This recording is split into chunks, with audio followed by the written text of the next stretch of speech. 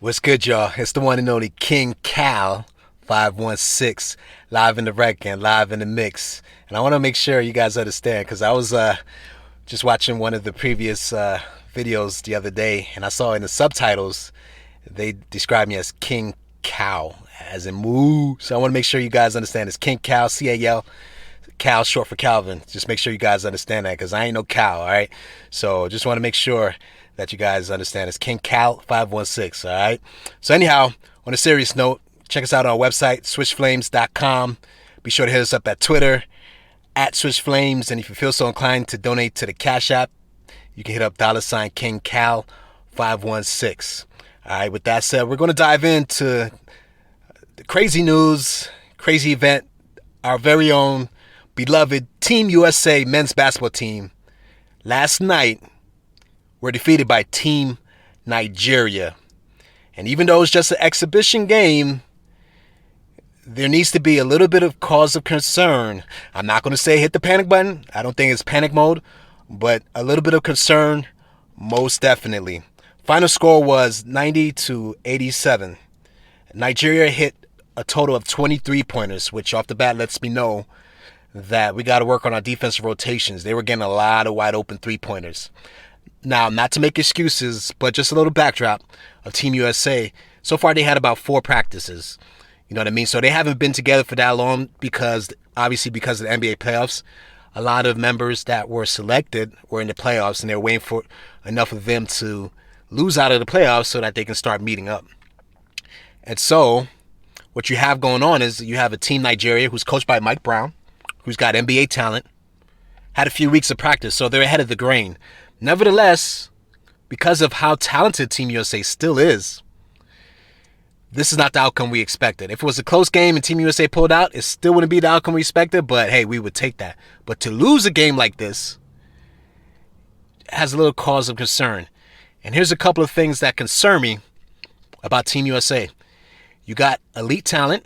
By the way, cheap plug, but a previous posting I did earlier this week was about my starting 5, and I don't mean to brag, but who I select as my starting 5 actually was the starting 5. I just want to put that out there, all right? Y'all can check that out on the previous posting. Anyhow, a couple of concerns I have about Team USA. The number one concern is you got a lot of elite ISO players who are the stars of their team, who are used to controlling the ball and being dominant with the ball. So some of your key cogs are used to be dominant with the ball. And I've always noticed in international play, ISO ball does not get you where you need to go. You need to have a great ball movement, which Nigeria showed you yesterday. Great ball movement, because you're going to get a lot of defenses that are going to throw a lot of different looks. You're going to get a lot of different zone looks, a lot of different looks that if you don't have Chris passing, if you're not throwing the ball around, that moving the ball around properly, you're going to run into a lot of trouble. And honestly, yesterday, Team Nigeria just looked like a well-oiled machine, and you could tell Team USA just didn't have a lot of familiarity with each other. So that should change as time progresses. The best thing about them is that in this exhibition round of teams that they have, it looks like they're going to face Australia, Argentina, and Spain. Those are very good teams. So those teams are going to push them really quick to fine-tune, to get better team chemistry, and to get better with defensive rotations. You know what I mean? They definitely have to work on their defensive rotations. They gave up too many wide open threes. So they got their work cut out for them. Best thing is Popovich is the coach, so you know he's a system guy with the Spurs, so he's going to have to get into their heads of how to move the ball on offense so that the offense can flow freely. And also just defensive, how to, have a stronger defensive showing. So that's a big concern. You have so many ball dominant guys. Who's going to sacrifice?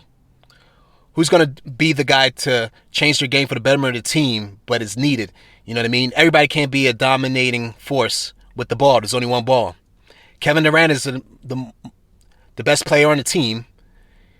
He's the most dynamic offensive player on the team. He's going to get his, and he's efficient, so he doesn't need a lot of shots to get his off. So I'm not worried about Kevin Durant. Bam Adebayo, he's a glue guy. He does everything. He does all the little things. He doesn't need to be a ball-dominant guy. He's not really a ball-dominant guy. I ain't really worried about him, so I think he's a good addition to that starting lineup. But now when you say Jason Tatum, Bradley Beal, and Damian Lillard, just the way those guys normally play, That's going to be an issue. See, KD is like a sponge. You know what I'm saying? He can adapt to anything that's given to him. But those three guys starting, that's going to be the problem. And here's my opinion. Remember when Carmelo was in the Olympics? Carmelo is seen as a very, very, very great Olympic player. But remember with Carmelo, because you had all these dominating guys, Kobe, D. Wade, LeBron, all these guys that could dominate the ball, Melo had to change his game, and it was for the betterment of the team. Melo could dominate the ball too, but Melo became the off-ball guy. And that changed totally that Team USA with Melo playing off-ball, and he was very good at it. His role changed. You see, a lot of these guys' roles are being defined. If I'm Greg Popovich, and I'm looking at this team, I'm saying, who are my leaders? Who are my leaders, and who's going to have to sacrifice? And as I look at his team, you look at KD, he has Olympic experience. He's been there before. Draymond Green's been there before. You got Kevin Love, another guy who's been there before. So those guys, through their experience, are going to help these guys understand what they're about to face when it comes to the whole Olympic experience. So you need those kind of guys. You have that. But what I'm talking about is on the court, who's going to galvanize the troops? We know Kevin Durant is the best player on the team. And he's going to keep them close because he's going to be a scoring walking bucket. But I'm talking about who's going to be the guy to organize them and set the table up for guys. That's what this team is missing. I don't see a Chris Paul on this team. I don't see LeBron James on this team. You know what I mean? I don't see a guy like that can galvanize the troops, control the offense, understand what needs to be done, understand who needs to get the ball at the right time, in the right spot. You got a lot of get mine first kind of guys. I'm not saying that can't win, but remember, in international ball with these teams that are well-oiled teams, hero ball is not what we need for Team USA. We need high IQ, very smart decision makers. So if I'm Greg Popovich, I'm looking at this team, that is my only concern. Who's going to be that guy on the court to settle everybody down? I'll throw in James Harden as another guy that I see right now. An elite playmaker who does that stuff, who controls the tempo of the game. James Harden, I believe the Nets didn't want him to play because of his hamstring issues. And so he's chilling around the world doing his thing outside of basketball right now. But James Harden would have been another great addition, a guy who can do that at an elite level. So not having that guy, we know Dame Lillard is starting for the point guard, but I've always looked at Dame Lillard as a shooting guard playing point guard. You know, a lot of point guards now are that combo guard kind of point guard. You don't have a lot of traditional kind of guys. So Draymond Green is another guy on the team, at least, who's a playmaker. But he's not a guy that's going to dominate the ball to make those decisions. You can pass him the ball. He can do some passing out of when he has the ball. But he's not the guy that could be the primary guy on this kind of team, and you expect to win the gold medal as far as playmaking. So to me, if I'm Greg Popovich, I have to lean a lot on Damian Lillard. And he's the one that's going to have to sacrifice. Because I'm going to tell Dame, listen, when it comes to closing, you and KD are the closers. You have the green light then. But I need you, by all means, to average 10 to 15 assists a game. And make that your priority. As the defense gives you shots, you take them, obviously, to keep them honest. But I want you to be pass first guy. In that starting lineup, if Dame Lillard becomes that pass first guy, looking to set people up and make that his priority, he's more than capable of doing it. Now, on Portland, that's not what they need him to do. They need him to score. So he scored first, pass second. But on this team, they need somebody who can set the table up for these guys, make their life a little bit easier. And Dame needs to be that guy because he's going to have the ball in his hands anyway. And I think he's more than capable of doing it. He's just never really asked to do it because he has to provide a lot of scoring punch for the team he plays on. And so that's a big question I think the coaching staff of Team USA has to look at, and that's one key move I think they have to do. Other than that, it's just going to be time. These guys just got to get used to each other. So my opinion is don't hit the panic button. But if they continue to lose in these exhibition rounds, that'll be cause of concern.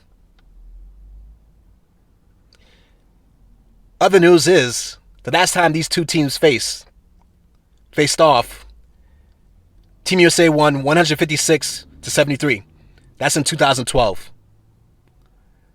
So That goes to show you, we're so used to Team USA rolling through competition. But let me tell you something. Don't sleep on the world stage of basketball. Basketball is just like soccer, a world sport. Soccer could be the most popular sport in the world, but basketball's behind it. Basketball's played everywhere. And so people are getting better. So in a lot of these teams, you have pro players on a lot of these teams. You have professional basketball players on a lot of these teams. So do not sleep on your competition. If you're Team USA, you got to go out there believing that everybody can beat you. And this is what you don't want to do. If you're Team USA, you want to go the rest of the exhibition rounds dominating your competition. You're going to have some tough competition. Like I said, you're going to go against some really good teams. You got Australia, like I said. You got Spain, like I've said. You know what I mean? You got Argentina. Those are good basketball teams.